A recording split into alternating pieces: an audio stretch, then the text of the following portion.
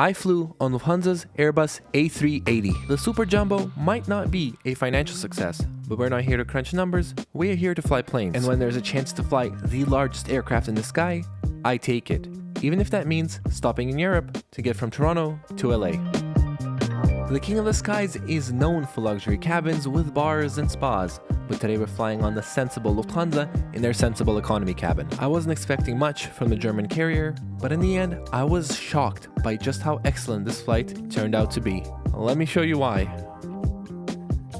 At 2 p.m, we'll take off from Munich. We'll depart Europe out of Denmark to then avoid UK and Iceland airspace to then rip straight through Greenland and Canada. We'll cross into the United States above Montana, then fly over Wyoming, Utah, and Nevada before landing in Los Angeles, California. This route veers slightly more north than the direct path, covering 6,000 miles in 11 hours.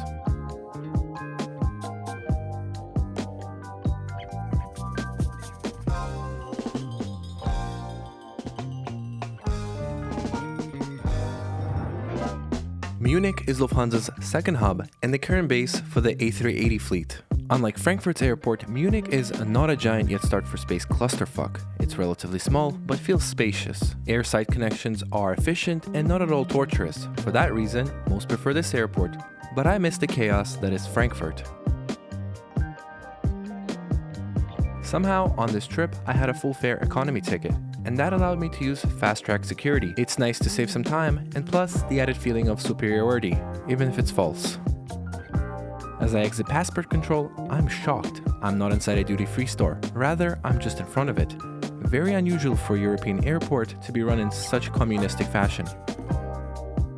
The business and center lounge pair is tucked away from the terminal's foot traffic. I don't have Star Alliance Gold to access the center lounge, but I do have an Amex Platinum which gives access to Lufthansa's business lounges when flying with the airline. The business lounge gives off priority pass vibes. Maybe not everyone will agree, but to me, a lounge without plenty of natural light feels like an afterthought. If you look at this space in isolation, it could easily pass for a business lounge at an underground train station in the former Soviet Union, or a Transborder Plaza Premium Lounge in Toronto. To be fair, there is a window, but it's positioned opposite of the buffet rather than the sitting area. The buffet is split into sections. They got the cookies, the pastries, the breads, and the fruits. They also got this cart filled with whatever this is. The small deli section, and finally the real breakfast food. In my opinion, it looks good, but the options are very limited. On the other hand, no matter the time, there is plenty of self-serve alcohol. To mix with your alcohols, soft drinks, as well as coffee and tea, are also nearby. The lounge featured an unimpressive non-private nap area. I didn't film it since it was occupied. That would be weird. The same story with the shower suites. They were all in use. Filming that would be illegal. Overall, I think it's a decent lounge to spend an hour or so in, but for a longer layover, it falls short of the competition, especially if you actually paid for a business ticket. Our departure gate is in the satellite building. To get there, you must use the underground shuttle train, which only takes a minute. I believe all US-bound flights use the satellite building to streamline the extra security processes the United States requires. The satellite building has its own set of Lufthansa lounges, but I didn't have time to check it out. You know how I said this airport was spacious? I guess that doesn't hold when you board a jumbo jet. Our ride for today is this 14-year-old Airbus A380 wearing Lufthansa's current livery. Personally, I think this is the coolest passenger aircraft currently flying, but I'm not sure if it's a good-looking aircraft. Many airlines are currently forced to fly planes that they might not want to, as the more efficient replacements are significantly delayed. The A380 is safe for now, but the airline's A340s and 747-400s are set to be retired in the coming years. Personally, I'm not an airline, so I'm not complaining. I've still yet to fly the A340-600, and with the delays, I still have a chance.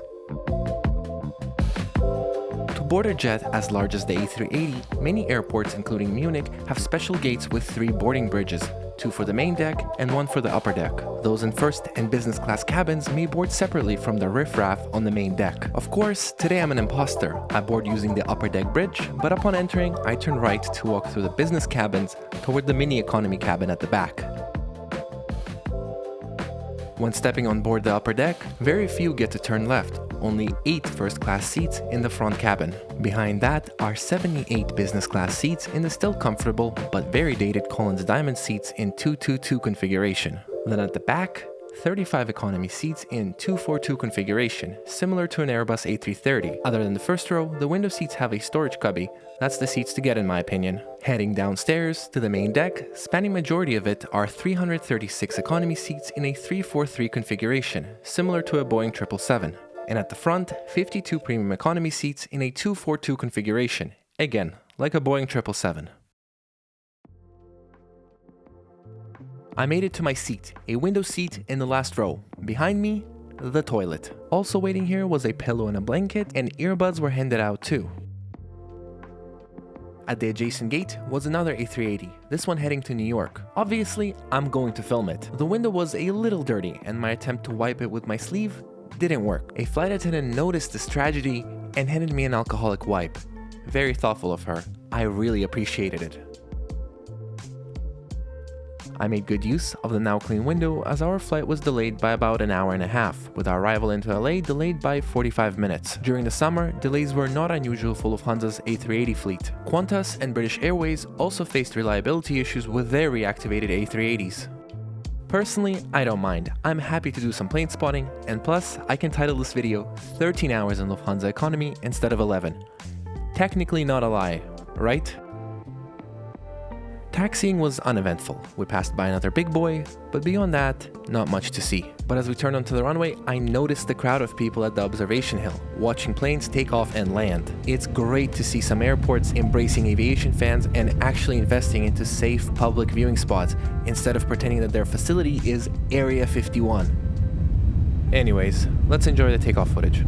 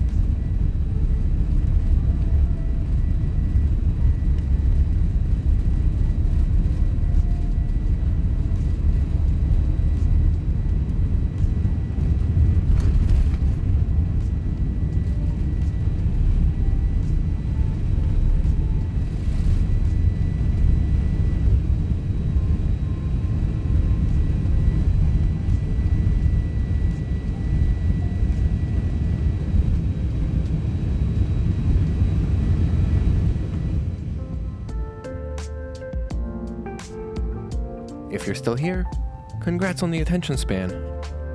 Before we continue, if you're enjoying the video, give it a like, and if you want to see more videos like this one, make sure to subscribe. Alright, let's do a tour.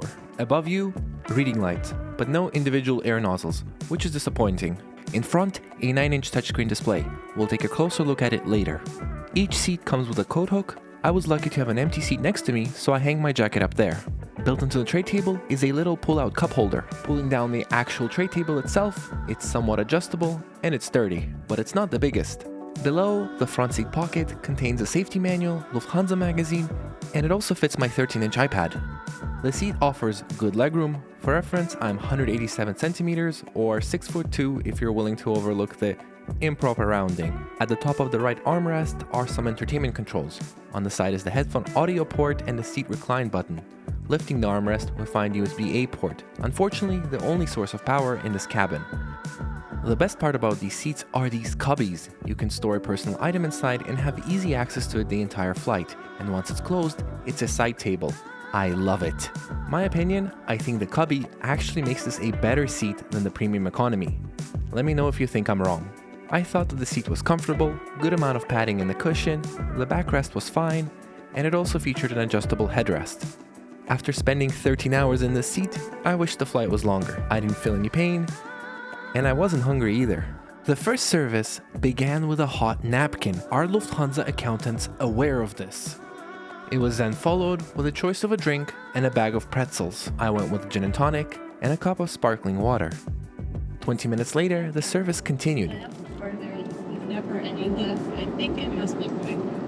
For the main, there were two options, mac and cheese and some sort of chicken dish. I don't like eating chicken on planes, especially in economy, so I went for the mac and cheese. the safe choice. It was really good, especially for economy. I even think I prefer it to the pasta dish I had on Lufthansa's business class when I flew on their 747, another trip report I filmed. On the side, there was a salad. I think it was coleslaw. It was fine, but not memorable. For dessert, a piece of pie. I enjoyed it, but same story as the salad. Unfortunately, I can't give any feedback about the bread after a comment left on my previous video that deeply affected me. I'm on a diet, but I'm sure the bread was fine. I don't feel like Lufthansa is doing any significant cost cutting here, except for the spork. But even the cutlery is metal, so I say this was a great first service. After the meal and the drinks, it only makes sense to check out the lavatory. This one, in typical Lufthansa fashion, functional, with zero personality. It's spacious, it has a big vanity mirror, on the shelf there's a bottle of lotion, and there are also rinsing cups for when you brush your teeth. Given that we're currently inside a 2-story building with wings, and not a Dash 8, I was expecting a faucet with some proper water pressure. But nope, it was pathetic. The counter houses a deep sink, a soap dispenser, and offers some usable flat space if you need it. The baby changing table is ginormous. I think the engineer misunderstood and actually designed a baby delivery table. That right there is the toilet. Here's the wall with nothing on it, but the door has an ash bin. For some reason, I elected to open it, and I'm happy to report it looks unused. Good job, society. Before making my way back to the seat, I explored the rear galley, where the crew set up a help yourself tray with cups of water and orange juice, and also some pretzels. This is an 11-hour daytime flight, but other than me, everybody has their window shades down up until the second service. Why? To me, that's crazy. I don't know, maybe everybody just wanted to sleep. I tried sleeping, and while the provided pillow and blanket are very nice, I can't sleep at 2 p.m. LA time. That's crazy too. Since sleep is not an option, let's have a look at the in-flight entertainment. The age of this cabin shows with the IFE display. Using it is torture. Obviously, I'm exaggerating. I imagine any IFE is better than being waterboarded. And maybe it's slow because of just how many movies and TV shows can be streamed to it. No, I'm just being nice. It's an old system. First ever Lufthansa A380 flight dating back to 2011 already had this Panasonic EX2 system. Though I believe at some point the graphics user interface, the software, was refreshed.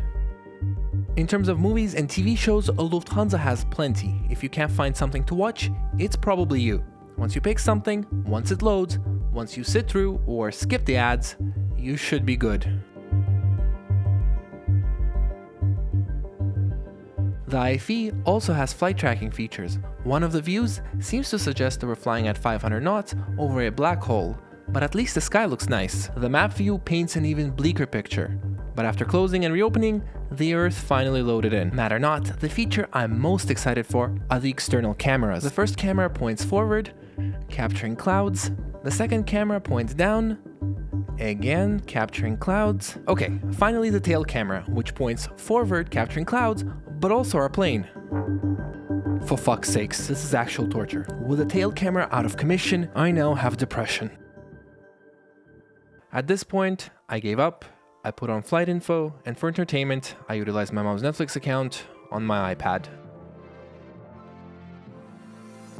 After I finished watching the fourth movie, about an hour and a half before landing, the second service began. It was a tray, and the only option was this vegetarian curry dish. On the side, we have some fruits, which were refreshing, as well as bread and a chocolate bar, neither of which I tried. I was once again shocked at how good the dish was. The rice was cooked perfectly, and the curry was delicious. If Lufthansa wants to open its million subsidiary, they just need to load up some extra meals in the cargo hold and open a Trader Joe competitor. An eastern approach into LAX is gorgeous. It's the perfect backdrop to wrap up my thoughts about this flight. But I can't continue without mentioning the recent wildfires that have devastated communities, destroying their homes and forcing people to leave everything behind. One day, you're living your life, the next, you're leaving to save your life, and a week later, you wonder if there's anything to come back to.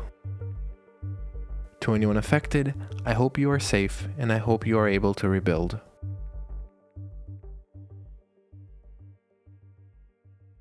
I want to start by saying the crew was amazing. Everybody was nice and professional. They walked the cabin frequently enough and were approachable in the galley as well. But the flight attendant who looked after the upper deck economy cabin was without a doubt the nicest airline employee I have ever met. She was super nice and super friendly, and as I mentioned earlier, she noticed that I was filming and handed me a wet cloth to wipe the window. That's elite.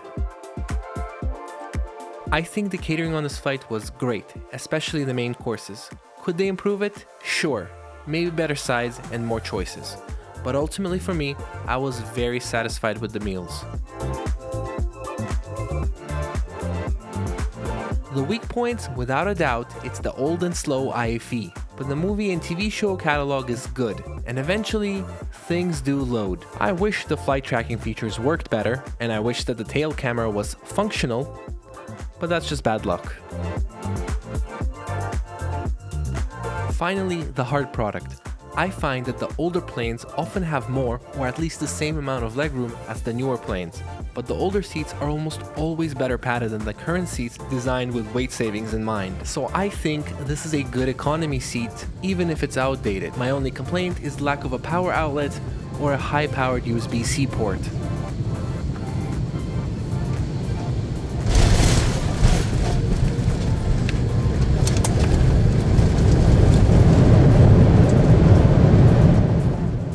I don't believe anyone should go out of their way to fly a specific airline in economy class. But if I'm looking to fly somewhere and Lufthansa offers a reasonable itinerary, I don't see any reason to avoid it, and if I do book it, I would look forward to that flight. Flying on the big bus was an absolute joy. It's so spacious and stable, but also so quiet. I guess they're not that rare overall, but for someone who lives in Toronto and doesn't fly places where Emirates would make sense, finding myself on it was unlikely, so I'm grateful that I finally got to do it.